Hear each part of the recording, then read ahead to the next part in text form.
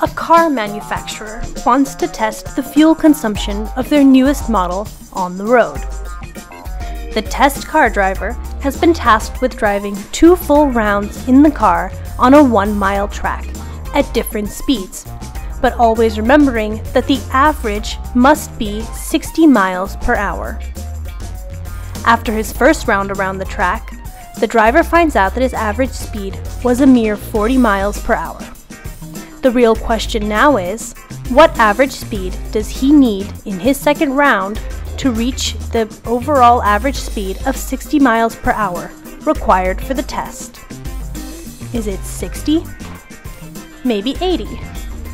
How about 100? Maybe it's even 120.